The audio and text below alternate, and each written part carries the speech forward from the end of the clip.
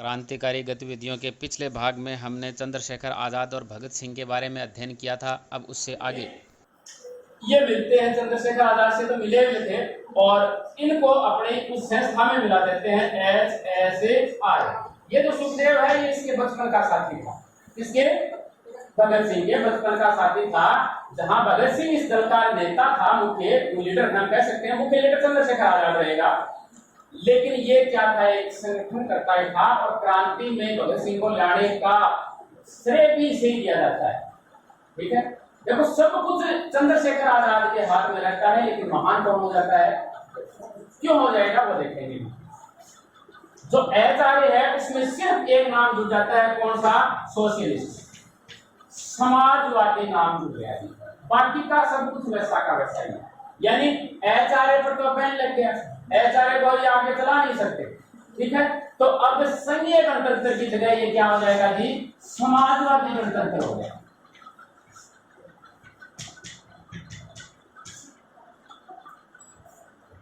क्या हो गया, समाजवादी गणतंत्र।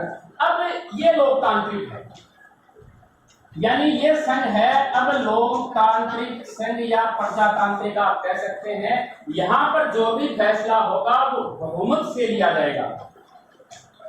वहां पर ऐसी स्थिति नहीं थी। अशफाकुल्लाह खान ने मना किया, नेताओं ने मना किया, लेकिन नहीं माने कि हम तो लूटेंगे, अंग्रेजों को लूटना है। लेकिन अब ऐसी परिस्थितियों को देखकर उन्होंने कहा कि अब बहुमत से फैसला है।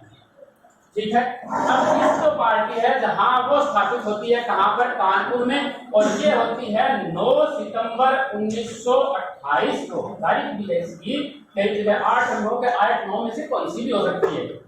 और नई दिल्ली के फिरोजशाह कोटला मैदान में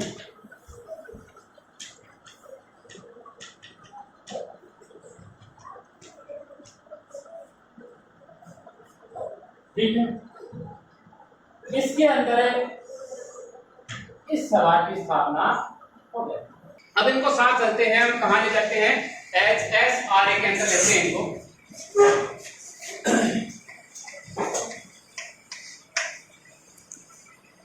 अब देखो, ये मुख्य रूप से 2-3 घटनाएं होंगी यहां पर। एक लाहौर षड्यंत्र केस, तीनों के बारे में बताएंगे हम।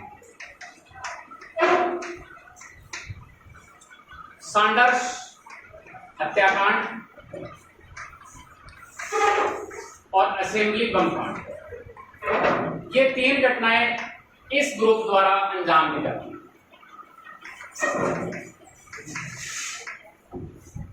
ठीक है, पहला लाहौर षड्यंत्र केस।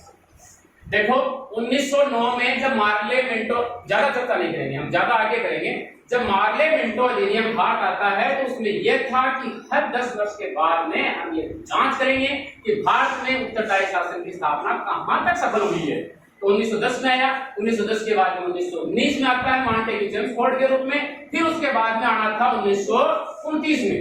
लेकिन 29 से पहले ही वहां पर जो कंजर्वेटिव पार्टी है वो डर जाती है कि लेबर पार्टी है, हो न हो कहीं न कहीं भारतीयों के समर्थन में कोई अधिनियम नया बना दे। इसलिए वो 2 साल पहले ही किसकी नियुक्ति कर देते हैं, साइमन कमीशन की। और साइमन कमीशन वहां पर नियुक्त होता है 1927 में, लेकिन भारत आते आते वो क्या हो जाती है, 28 हो जाती है। 30 अक्टूबर 1928 को ये जो साइमन कमीशन है ये पहुंचता है लाहौर, और लाहौर में इसका नेतृत्व कर रहे थे लाला प्लस नौजवान सभा। नौजवान सभा किसकी है, देख रहे हैं आप, है ना। तो लाला लाजपत राय तो थे, साथ में नौजवान सभा यानी भगत सिंह, सुखदेव, राजगुरु वगैरह ये भी इनके साथ थे। ठीक है, अब यहाँ पर जो लाला है, लाला के ऊपर क्या पड़ जाती है, सिर पर लाठी पड़ जाती है, और 30 अक्टूबर को लाठी पड़ती है, और 30 अक्टूबर के बाद में 17 नवंबर को लाला जी सुरक्षित हार जाते हैं, और 17 नवंबर को आधार मानकर ही 17 दिसंबर 1928 को चंद्रशेखर आजाद, भगत सिंह वगैरह ये डिसाइड करते हैं कि जी हम इसको, यानी वहां पर लाठी चलाने का आदेश कौन देता है, कर्नल स्कॉट, जेम्स ए कह सकते हैं आप, जेम्स नाम है यहाँ पर, जेम्स ए स्कॉट। ये यहाँ पर लाठी चलाने का आदेश देते हैं और ये थे लाहौर के एसपी पुलिस अधीक्षक, ठीक है। ये लाठी चलाने का आदेश देते हैं और लाठी से देखो क्या हो गया, बड़ा बखेड़ा खड़ा हो गया। अब इनकी मृत्यु हो जाती, मृत्यु हो गई तो ये जो सॉरी XSRA है, शॉर्ट में कहेंगे हम, ये कहेंगे कि हम हमारे प्रिय नेता की मौत का बदला तो लेकर रहेंगे। तो ये सैंडर्स हत्याकांड की डेट क्या डिसाइड करते हैं, इनकी मौत के 1 महीने बाद की 17 दिसंबर का दिन चुनते हैं। इस दिन हम सैंडर्स स्पॉट को नहीं छोड़ेंगे, ठीक है। अब देखो होता क्या है, अगर कहाँ भी कोई भी अधिवेशन होता है तो जो मुख्य व्यक्ति है वो सबसे पहले अपनी जगह छोड़ेगा, जो सबसे बड़ा पद होता है। ये यही सोच के गए थे, होता भी यही था कि जी एसपी कौन है, स्कॉट है, और ये जो सैंडर्स था ये डीएसपी था, पुलिस उप अधीक्षक था। ये तो ये छोटा है ना, बाद में आएगा, लेकिन गलती से होना और कुछ था, सैंडर्स पहले आ जाता है। अब देखो 3-4 व्यक्ति हैं वहां पर, चंद्रशेखर तो है, ठीक है, भगत सिंह, शॉर्ट में लिख दूं, राजगुरु, और एक व्यक्ति है जयगोपाल। अब ये जयगोपाल है, ये साइकिल का बहाना लेकर के मेरी साइकिल खराब हो गई है, वहां पर बैठ जाता है, वहां बरामदे में इनको इशारा करेगा, बताएगा कि जी ये आ गया है बाहर, और एकदम ये तड़े हुए तो थे, लगा देना निशाना। और ये जो भगत सिंह और राजगुरु हैं, ये वहां पर टहलना शुरू कर देते हैं, इधर व्यस्त तरीके से, इधर ऐसे तो जाना है ना। और ये जो चंद्रशेखर आजाद था वहां पर डीएवी जो स्कूल था उसकी दीवार के पीछे इनकी निगरानी कर रहा था, मैं निगरानी करता हूं, ये सब कुछ इस नंद किशोर निगम वाली किताब में लिखा हुआ है, ठीक है। ये ऐसा हो रहा, जैसे इसने इशारा किया, राजगुरु ने गोली चला दी, सीधी इसके माथे में लगी जाके, लेकिन कि कहीं बच न जाए, बचना नहीं चाहिए, तो भगत सिंह ने भी 3-4 गोलियां और चला दी थी। अब देखो इस किताब में तो ये लिखा है कि यहां से ये चारों भाग जाते हैं और एक व्यक्ति चनन सिंह है वो इसका पीछा करता है।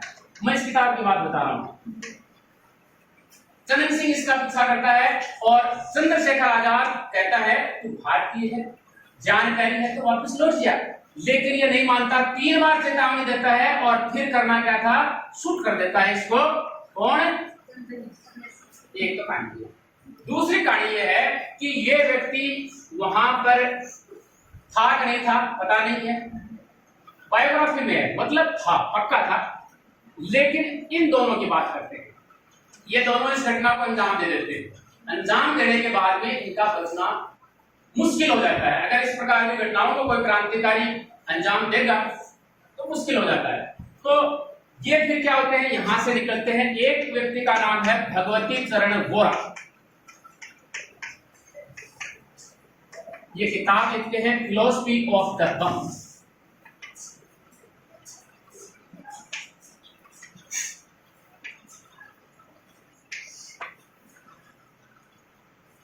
किताब के बारे में चर्चा करेंगे हम, क्यों लिखते हैं, लेकिन इस समय ये व्यक्ति हैं कलकत्ता में,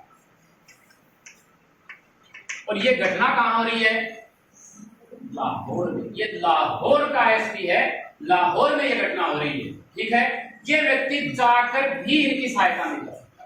भगत सिंह चंद्रशेखर आजाद इस संस्था के लीडर थे, नंबर 1 लीडर थे, भगत सिंह इनके अंडर में ही काम करते थे। भगवती चरण वोरा के ऊपर ये बहुत ज्यादा विश्वास करते थे, जितना भगत सिंह पर करते थे। भगत सिंह पर तो देखो बहुत अनन्य विश्वास था इनका, इन पर भी विश्वास करते थे। तो भगवती चरण वोरा चाहकर भी कलकत्ता से इनकी सहायता नहीं कर पा रहा, लेकिन इनकी पत्नी होती हैं दुर्गा भाभी के नाम से प्रसिद्ध थी वो दुर्गा, ये अपना किरदार निभाती हैं, यहां से ये आती और वेश बदलती हैं भगत सिंह का। भगत सिंह को ये बताती हैं अपना क्या पति, और जो राजगुरु है, राजगुरु है ना दूसरा साथ में, इसे बताती हैं कि ये मेरा सौदा है, और इसका एक 3 साल का बेटा भी था। इनको साथ लेकर ये कहां चली जाती है, यहां से ये इनको कलकत्ता सुरक्षित ले आती है। इस प्रकार से इनका भेष बदल गया, अपना भेष नहीं बदला है, इनका भेष बदला है। इनको यहाँ ले आई और ये अपनी पत्नी की बहुत ज्यादा तारीफ करता है कि कहाँ मैं तेरे को एक गांव की गंवार समझ रहा था और तूने तो मेरा बहुत ही सर ऊंचा कर दिया है ना। एक तो कहानी है इस प्रकार से कि ये इस प्रकार से यहाँ पहुंचता है। दूसरी कहानी मैंने आपको बताई। इसके बाद में हम चलते हैं असेंबली बनता है, ठीक है, यानी यहां से साफ साफ बच के निकल जाते हैं और अंग्रेजों को पता नहीं चलता।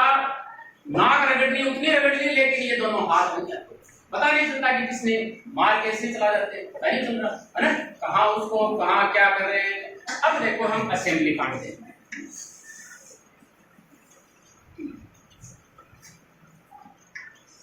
8 अप्रैल 1929 तारीख है, याद रखनी है।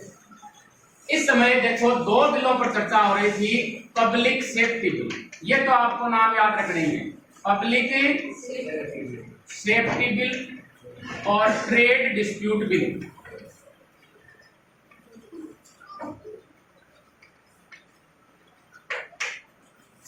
इन पर चर्चा चल रही है।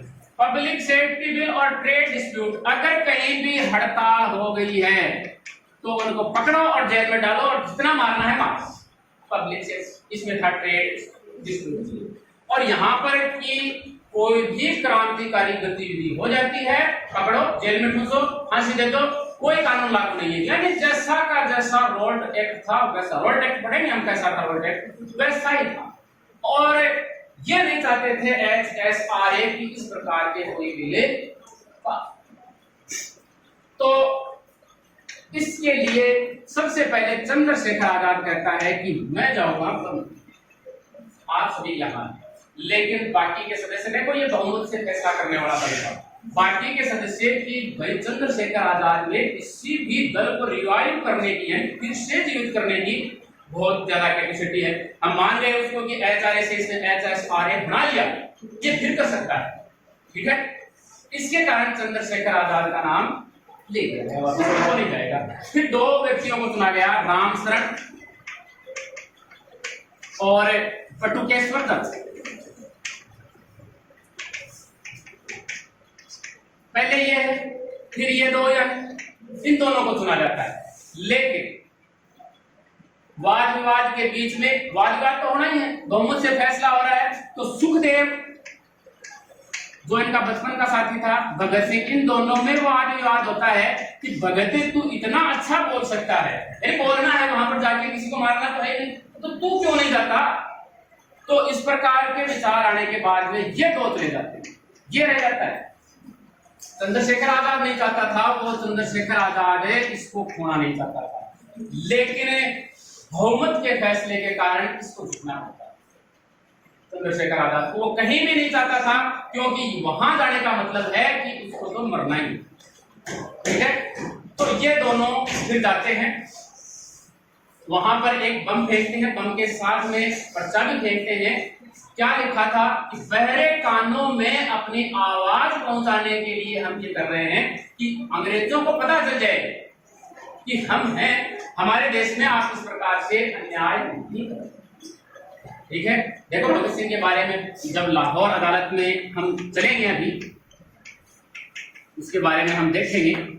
तो यहाँ पर ये जो खाली बेंचें होती है, मान लीजिए यहाँ से ये खाली है, आप सभी उधर बैठे हैं, खाली बेंचें हैं, वहां पर ये बम फेंकते हैं। उस समय मोतीलाल नेहरू वगैरह वो भी चुने हुए थे। बम फेंकने के बाद में वहां बहुत सारा धुआं उठता है, अगर वो भागना चाहते तो भाग सकते थे, लेकिन वो नहीं भागते हैं, वहीं रहते हैं, अपनी गिरफ्तारियां देते हैं, बटुकेश्वर दत्त और भगत सिंह, ठीक है, और इनको गिरफ्तार कर दिया जाता है। ये कांड तो था ही, असेंबली षड्यंत्र के तहत इन्हें गिरफ्तार किया जाता है और फिर इनके ऊपर लाद दिया जाता है, कौन सा, लाहौर षड्यंत्र केस, ये ठोक दिया जाता है, ठीक है। अब देखो इसके बाद में क्या होता है, हम कोशिश करेंगे चंद्रशेखर आजाद की तरफ से। चंद्रशेखर आजाद एकमात्र ऐसे व्यक्ति थे उसके बाद में जो जी तोड़ कोशिश करते हैं कि इनको कैसे न कैसे इनको जेल से बाहर निकालें। इनको लाहौर जेल में शिफ्ट कर दिया गया, ठीक है। बहुत ज्यादा कहानी है, देखो इनकी तरफ भी चलेंगे कि लाहौर जेल में क्या होता है, हम बाहर की तरफ चलते हैं या फिर अंदर चले, चलो अंदर चलते हैं। पहले लाहौर जेल के अंदर इनको ले जाया जाता है। वहां पर इनको हमने पहले देखा है कि कांग्रेस के साथ में तो देखो कैसा व्यवहार किया जाता था और इन क्रांतिकारियों के साथ में कैसा व्यवहार किया जाता था। तो ये राजनीतिक कैदी का हम नाम लिख सकते हैं, एक राजनीतिक कैदी, कि हमें भी राजनीतिक कैदी के रूप में मान्यता मिले, इसके लिए ये यहाँ पर भूख हड़ताल भी करते हैं। ठीक है, और ये भूख हड़ताल में एक व्यक्ति और होता है, जतिन दास या यतिन दास। जय, पता नहीं बंगाली के अंदर ये जय कैसे मिल जाते हैं। जय है वो, ये तो पक्का है वहां, जतिन दास, यतिन दास। ठीक है, ये व्यक्ति हैं, कहते हैं भूख हड़ताल में बड़े माइंड, एक बार प्रण कर लिया तो छोड़ते नहीं। अब भगत सिंह इनके पास आता है कि भाई हम सब कर रहे हैं तो तू भी चल रहे, बोला देख के सोच लेना पहले। ठीक है, मैं फिर भूख हड़ताल बीच में नहीं छोड़ूंगा, अगर किसी नतीजे तक नहीं पहुंचे तो। अब ये भूख हड़ताल शुरू कर देता है और 64 दिन बाद, 64 दिन तक लगातार ये बीमार भी हो जाता है, लेकिन भूख हड़ताल ये नहीं छोड़ता। और 23 सितंबर 1929 को इसकी भूख हड़ताल के कारण मृत्यु हुई। कहते हैं कि यहाँ से जेल से निकालने के बाद में लाहौर से, जब ये बंगाल का था, बंगाल वाले हैं इस प्रकार के कारतूस, बंगाल ले जाया जाता है तो 6 लाख लोग रेलवे स्टेशन पर इसके समर्थन में खड़े हुए। जतिन दास, सभी क्रांतिकारियों के बारे में, वो राम प्रसाद बिस्मिल सभी के समर्थन में मिले थे। हम कह सकते हैं साथ देने वाले बहुत थे, लेकिन आगे चलने वाले लोग कम थे, ये आगे चलने वालों में थे। अब इसके बाद में देखो यहाँ पर क्या होता है, इनको लाहौर जेल में भी बार बार ले जाया जाता था, आया भी जाता था, है ना। और अंतिम फैसला होता है इनके खिलाफ 3 अक्टूबर 1929 कि भाई इन्हें फांसी ही दी जाएगी। ये फैसला इस दिन आता है। इसके बाद में भगत सिंह को चंद्रशेखर आजाद बहुत भागते हैं इसके बारे में, लेकिन इससे पहले ये बार बार लाहौर में जाएंगे अदालत में। जैसे ये अदालत में जाते, ये क्या कहते, इंकलाब जिंदाबाद। इन्होंने सबसे पहले कब कहा, जब इन्होंने ये पर्चा फेंका यहाँ असेंबली कांड में, सबसे पहले प्रयोग यहाँ पर किया था इन्होंने इसका, इंकलाब जिंदाबाद। ठीक है, अब एक व्यक्ति है सुभाष चंद्र बोस, वो कहते हैं चाहे भगत सिंह जिंदाबाद या इंकलाब जिंदाबाद, एक ही बात। लेकिन गांधी जी क्या कहते हैं, जहां तक मुझे याद पड़ता है इस व्यक्ति के जीवन में जितने रोमांच हैं वो कहीं और देखने को नहीं।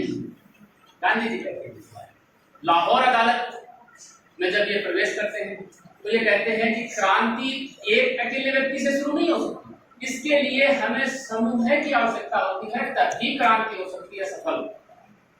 क्रांति के लिए ये कहते हैं कि इसके लिए जो तलवार है या पत्थर है उसको वैचारिक पत्थरों पर रगड़ना पड़ता है, और क्रांतिकारी दर्शन की सबसे पहले शुरुआत करने वाले यही व्यक्ति थे। अगर हम क्रांतिकारी दर्शन की बात करें, कहते हैं कि जो उस समय के राजनीतिज्ञ थे उनमें से सबसे पढ़े लिखे व्यक्ति थे ये। कलकत्ता के DAV जो कॉलेज था, यहां से इन्होंने स्नातक करी थी। सॉरी, कलकत्ता नहीं, लाहौर है ना ये।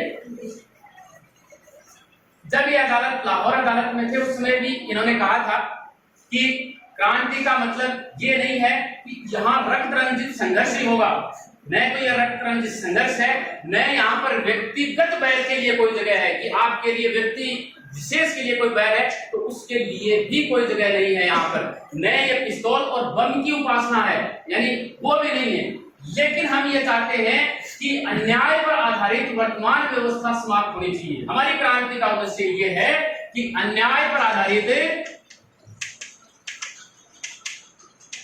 वर्तमान जो व्यवस्था है वो समाप्त होनी चाहिए। हमारी क्रांति का मतलब ये है।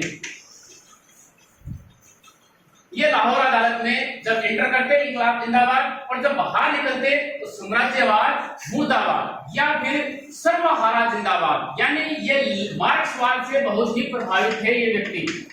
मार्क्सवाद, लेनिन, कार्ल मार्क्स, लेनिन जो 1917 की क्रांति है, इससे ये बहुत प्रभावित थे। जब इनको फांसी दी गई उस समय भी ये लेनिन की किताब पढ़ रहे थे। कब दी गई? 23 मार्च 1931 को। फांसी दी गई, उसमें पढ़ रहे थे, इनसे अंतिम इच्छा पूछी गई कि आपकी अंतिम इच्छा क्या है। मतलब एक क्रांतिकारी को पहले दूसरे क्रांतिकारी से मिलने दो, मतलब मुझे लेनिन से मिलने दो। जब थोड़ी देर में इसने पढ़ ली तो अब ले लो आप, है ना। तो ये है इनके बारे में। अब हम थोड़ा सा अलग चलते हैं, चंद्रशेखर आजाद की तरफ हम चलते हैं। चंद्रशेखर आजाद ने क्या कहा? अब ये व्यक्ति कहते हैं कि ये बाहर निकलना भी नहीं चाहता। जो भगत सिंह है ये जेल से निकलना ही नहीं चाहता था, ये फांसी की सजा चाहता था। ये अगर वो चाहता तो यहां से भाग सकता था, लेकिन भागा नहीं। अब चंद्रशेखर आजाद ने कोशिश करेंगे, बहुत सारी कोशिश करेंगे, लेकिन ये कहते हैं मेरे लिए तो क्यों कोशिश कर रहे हो, मेरे को तो फांसी पर चढ़ना है। और यही इसको अमर कर देता है। देखो कहां सब कुछ चंद्रशेखर आजाद के हाथ में है, सब कुछ उसके हाथ में है, लेकिन ज्यादा प्रसिद्धि इसे मिल जाती है। देखो आप इसको अगर आप नोटिस करते हो तो सब कुछ इसी के हाथ में है, लेकिन प्रसिद्धि इसे मिली। अब देखो आगे चलते हैं हम। दो चार नाम और हैं यहाँ पर, यशपाल, कैलाशपति, वीरभद्र तिवारी। अब हम बायोग्राफी में चल रहे हैं। ये बायोग्राफी क्या कहेगी? भगवती चरण हुआ, बिना बायोग्राफी के बात बता देता हूँ। सीधी सी सिंपल सी है कि चंद्रशेखर आजाद हैं, वो दिल्ली से आनंद भवन आते हैं। आनंद भवन कहाँ था? इलाहाबाद में था, मोतीलाल नेहरू, ठीक है। वहां पर जवाहरलाल नेहरू और महात्मा गांधी की मंत्रणा चल रही थी। महात्मा गांधी से इन्होंने कहा, चंद्रशेखर आजाद आए इनके पास में और इन्होंने कहा कि आपको मैं जानता हूं, अगर आप चाहें तो इरविन को कहकर, इरविन उस समय वायसराय थे, इरविन को कहकर भगत सिंह को छुड़ा सकते हैं, लेकिन आप चाह क्यों नहीं रहे हैं? मैं ये सोच रहा हूं कि आप चाह क्यों नहीं रहे हैं? जब आप भगत सिंह को छुड़ा सकते हैं तो आप चाह क्यों नहीं रहे हैं? लेकिन कहते हैं वहां पर इनकी कहां सुनी जाती है और बहुत सारे लोग और थे और वो सोच रहे थे कि ये पता नहीं ये मन का मुझे आदमी चंद्रशेखर है, अगर इसके खिलाफ किसी ने कुछ बोल दिया तो पिस्तौल उठाएगा और ठोक देगा। तो भाई आप यहाँ से चलो आप, और वहां पर कौन सा पार्क है? अल्फ्रेड पार्क है इलाहाबाद में, वहां पर चलो आप, वहां पर आपसे बात करेंगे, ठीक है। यहाँ से उसे वहां भेजा जाता है, पीछे से पुलिस को खबर दे दी जाती है और वहां आके उनके बीच लड़ाई होती है। और इस व्यक्ति का 27 फरवरी 1931, इससे पहले देखो कहाँ ये उसके लिए कोशिश कर रहा है, और उससे पहले ही 27 फरवरी को ये एक व्यक्ति है नाट बावर, वहां के पुलिस अधीक्षक, कहाँ के? इलाहाबाद, इलाहाबाद में है ये। इनकी गोली से पहले जब इसके पास बहुत मुकाबला करता है, ये व्यक्ति है यहाँ पर सुखदेव राज, वो नहीं है, अलग है सुखदेव राज, और कई जगह है कि यशपाल भी इसके साथ था इस समय। ये इन दोनों से मंत्रणा कर रहा था। और वो व्यक्ति है वीरभद्र तिवारी, इसके बारे में हम चर्चा करेंगे बाद में। इनसे मंत्रणा कर रहा था और फिर मुठभेड़ हो जाती है, ये दोनों भाग जाते हैं और इसके बाद जब अंतिम गोली बजती है तो ये खुद को कर लेता है कि हम आजाद थे, आजाद रहे और आजाद ही मरेंगे। अब हम इनकी चर्चा करते हैं। यशपाल कैलाशपति कहते हैं कि ये व्यक्ति है, ये चंद्रशेखर की मौत के लिए सबसे बड़ा उत्तरदायी व्यक्ति। क्यों? क्योंकि इस व्यक्ति को एक लड़की थी प्रकाशवती, उससे प्रेम हो जाता है,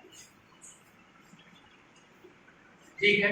अब चंद्रशेखर आजाद को पता नहीं है इस चीज का, वो उसके ऊपर, इन सभी पर ही, इस पर क्या, औरों पर, सभी पर ही चंद्रशेखर आजाद तो आंख मूंद के विश्वास करता है।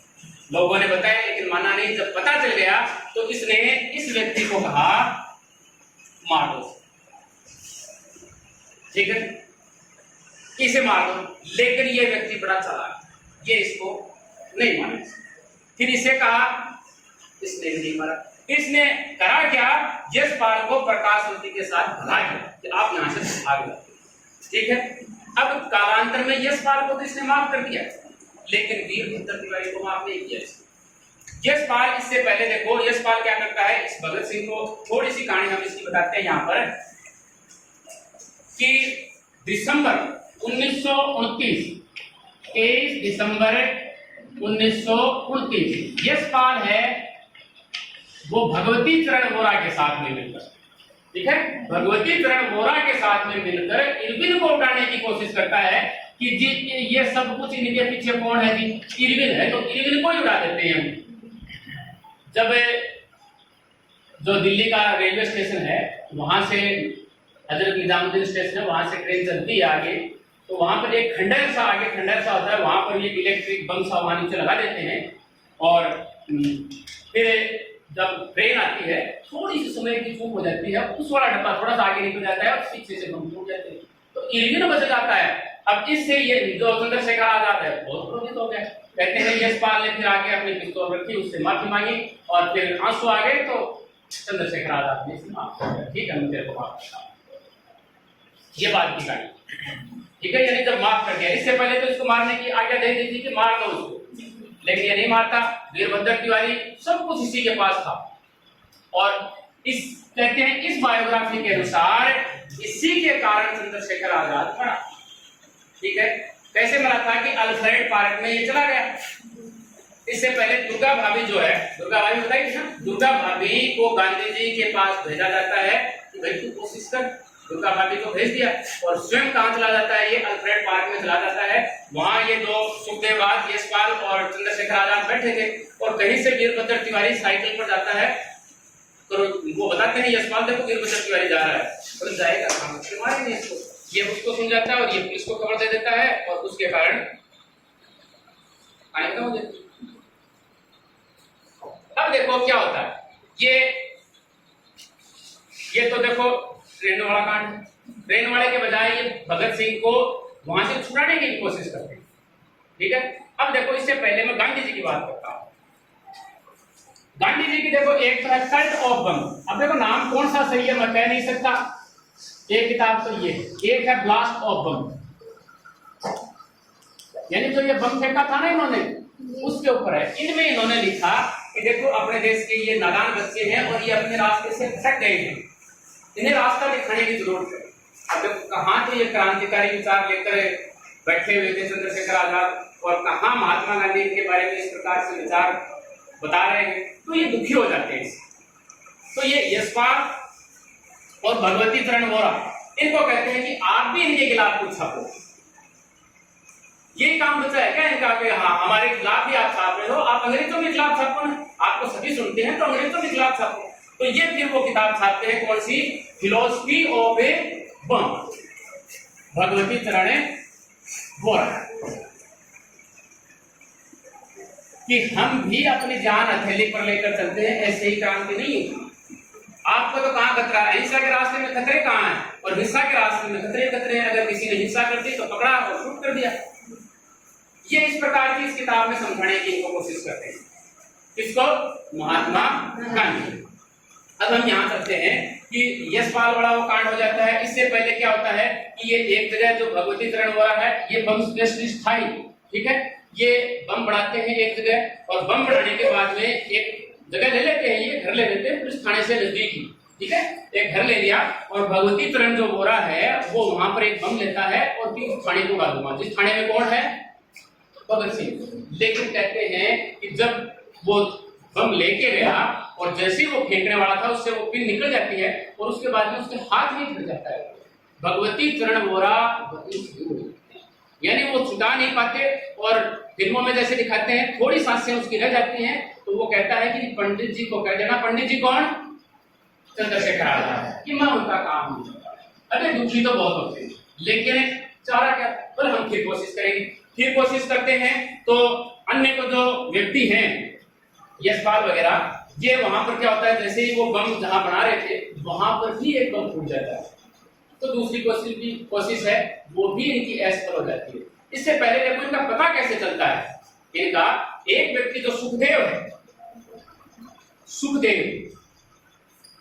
सुखदेव और यशपाल, इससे पहले की कहानी है, ये एक जगह लेते हैं और वहां पर जब ये बम बना रहे होते हैं वहां से रसायन तो निकलेगा, नाले से रसायन निकल के जा रहा है और किसी ने सूचना दे दी कि जी ये इस प्रकार की संदिग्ध परिस्थिति हमें दिख रही है, पुलिस को दे दी सूचना और वहां से सुखदेव को उनको पकड़ लिया गया। अब सुखदेव ने क्या किया, यानी चंद्रशेखर आजाद ने पूरा प्लान बनाया था कि हम पूरे भारत को कवर कर लेंगे, पूरे भारत पर अधिकार कर लेंगे। लेकिन सुखदेव के कारण उनका ये प्लान, यह भगत सिंह की गिरफ्तारी की बाद की कहानी है, लेकिन सुखदेव के कारण ये प्लान धराशायी हो गया कि सुखदेव ने पुलिस को बता दिया। सुखदेव वही है जो अपन देख रहे हैं। सुखदेव को बहुत ही प्रताड़ना की जाती है और अंतिम स्थिति इस प्रकार कह जाती है कि वो मार सहन नहीं कर पाता और वो सब कुछ उगल देता है कि वो वहां है, वो वहां है, वो वहां है, जाके कर दो, है ना। लेकिन चंद्रशेखर आजाद एक बार तो उसको लगता है कि देखो गलत हुआ है, लेकिन फिर कि भाई शरीर है, इतना साथ देगा, वो उसको भी माफ कर देता है।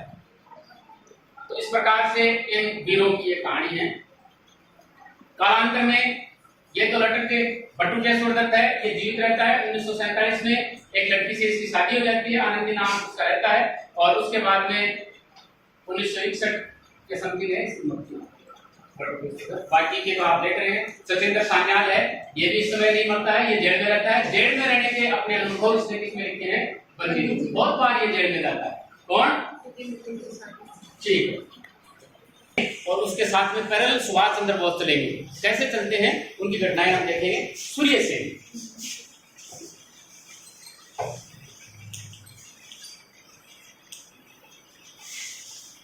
देखो उस समय चटगांव, बंगाल की बात हो रही है। चटगांव एक बंदरगाह था और वहां से ही अंग्रेज शस्त्र वगैरह अपने आगे कलकत्ता में ले जाते थे। कहां से? चटगांव। ठीक है। अब इस व्यक्ति ने महात्मा गांधी के असहयोग आंदोलन में भी भाग लिया था। असहयोग आंदोलन में भाग लेने के बाद, देखो असहयोग आंदोलन ने कुछ नहीं किया हो, लेकिन भारतीयों के मन में लीडरशिप जरूर बढ़ती थी, नेतृत्व क्षमता, यानी इसमें चाहे असफल रहा ये, लेकिन लीडरशिप सभी में आती। तो इसमें भी आती। ये कहते हैं कि चटगांव में एक स्कूल में शिक्षक था सूर्य सिंह, ठीक है, शिक्षक की भूमिका में था, लेकिन वहां से थोड़ा बहुत समय निकालकर इसने एक संगठन बना लिया, IRA, Indian Republican army. Indian Republic army, ये संगठन बना लिया किसने? और इसके संगठन में बहुत सारे लड़के भी थे, लड़कियां भी थी, जैसे अनंत सिंह और अंबिका चक्रवर्ती। चक्रवर्ती का नाम सुना है? मिथुन चक्रवर्ती, अंबिका चक्रवर्ती, कल्पना दत्त, ठीक है, और प्रीतिलता वाडेकर।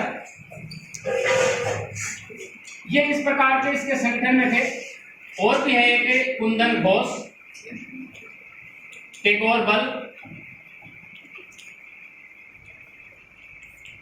इस प्रकार के बहुत सारे व्यक्तियों को मिलाकर इसने एक संगठन बना लिया कि हम निर्धारित दिन को, अब इनका निर्धारित दिन कौन सा था? वो था 18 या 19 अप्रैल लिखा हुआ है, कहीं कहीं आप देख लेना। 1930 को हम चटगांव, ठीक है, बारिसाल और मेमनपुर, ये जो शस्त्रागार हैं अंग्रेजों के, उनको ही लूट लेंगे, ठीक है। ये इस प्रकार से ये योजना बनाते हैं। क्या है ये? प्लानिंग इनकी, प्लानिंग बना ली। अब प्लानिंग बनाएंगे तो कहा कि आपको यहां पर 4 काम करने हैं, तभी ये अपनी प्लानिंग सफल होगी। सबसे पहले आप टेलीफोन लाइन काट दें, इस दिन चलना है अपने को, ठीक है। आप टेलीफोन लाइन काट दें और टेलीग्राम वाली सेवा है उसको भी बंद कर दें, ताकि अंग्रेज जब हम आक्रमण करें तो आपस में उनका समन्वय न हो, ठीक है। फिर आपको क्या करना है कि एक टोली जाएगी और वहां पर अंदर वालों को एकत्र करके वहां पर अपना मोर्चा संभाल लेगी, और फिर हम जाएंगे 65 व्यक्तियों के साथ, और भारतीय जो अंदर और भी तो भारतीय हैं उन सभी को वहां से हटा के हम वहां पर शस्त्रागार पर अपना अधिकार कर लेंगे। निर्धारित योजना के अनुसार होता है, और शस्त्रागार पर ये 65 व्यक्ति वहां पर अधिकार कर लेते हैं और उनको ही वहां से भगा देते हैं और वहां ही अपना शासन शुरू करते हैं। ये चटगांव के शस्त्रागार में, यानी बाकी की जगह तो क्या होता है, लूटा और चले गए, लेकिन ये लूटते हैं और वहीं रहते हैं। और वहां पर जो ये कौन है अपने सूर्य सेन, ये उसके जो इंडियन रिपब्लिक आर्मी है इसके राष्ट्रपति चुने जाते हैं। फिर क्या होता है कि इनका संघर्ष तो होना ही था अंग्रेजों के साथ में। चटगांव, ये क्या करते हैं, मान लीजिए ये चटगांव है, यहाँ पर सभी जगह चटगांव नाम लिख देता हूं बीच में, चटगांव है, अपनी सेना की अंग्रेज तो आक्रमण करेंगे, सुरक्षा हम कैसे करेंगे, तो यहाँ बाहर सुरक्षा कर दी। इसके बाद में यहाँ पर एक पहाड़ी थी, पहाड़ी के ऊपर भी खड़े कर दिए कि भाई आपको पता चले आप हमें सचेत कर दीजिए, है ना। इसे मास्टर दा भी कहा जाता है, मास्टर था ना ये, मास्टर दा के नाम से भी प्रसिद्ध था ये, ठीक है। तो ये इस प्रकार से कोशिश करी, फिर कालांतर में ये आक्रमण भी करते हैं, लेकिन आक्रमण करने में कहीं न कहीं एक दो बार तो देखो ये सफल होते हैं, कहाँ इनके 80 अंग्रेजों के मारे जाते हैं, इनके 12 ही मरते हैं, लेकिन धीरे धीरे परिस्थितियां बदलेगी तो ये फिर एक जगह है पटिया, वहां पर जाते हैं। सावित्री एक विधवा थी, यानी यहां से अपदस्थ होने के बाद में वहां पर जाते हैं, उनके यहाँ आसरा लेते हैं, लेकिन वहां भी पता नहीं कहां से अंग्रेज आ जाते हैं, इनको पता चल जाता है और यहां से भी ये भाग जाते हैं। यानी एक व्यक्ति है कर्नल, उनको ये जिम्मेदारी सौंपी जाती है, कर्नल को ये जिम्मेदारी सौंपी जाती है कि आप इसको पकड़ के लाइए, किसको, सूर्यसेन को। लेकिन ये इस कर्नल को ही मार देते हैं, और कर्नल को मारने के बाद में चूंकि ठिकाने का पता चल गया तो ये यहां से अपने एक मित्र के पास चले जाते हैं जिसका नाम था नेत्र सेन। सेन है, ये भी सेन है, मित्र था इसका। यहां से ये अपने मित्र के पास आ जाते हैं। इसकी जो पत्नी थी वो बड़ा आदर करती थी सूर्यसेन का, लेकिन इसके ऊपर जो सूर्यसेन था, इसके ऊपर 10,000 का इनाम था। अब ये इनाम के लालच में आ जाता है इसका मित्र और अंग्रेजों को दे देता है सूचना। अंग्रेज आ जाते हैं और सूर्यसेन को पकड़ के ले जाते हैं। कब? 16 फरवरी 1933 पकड़ लिया। अब देखो इनके जो मित्र और भी होंगे, इनके जो संगठन थे, संगठन के व्यक्ति रात को आते हैं वापस, तू नहीं सूचना देते, इसकी पत्नी के सामने काम तमाम कर देते हैं, जिसका नेत्र सेन को इनाम दे देते हैं कि ये 10,000 की इनाम। अब इसके बाद में इस व्यक्ति को 12 जनवरी 1934 को फांसी की सजा दी गई। 12 जनवरी युवा दिवस, और इसका कौन सा दिवस है ना, तो ये है सूर्यसेन। ये इस प्रकार से एक समानांतर सरकार की स्थापना करते हैं बंगाल के चटगांव। IRA के साथ ही क्रांतिकारी गतिविधियों का ये भाग यहीं समाप्त होता है।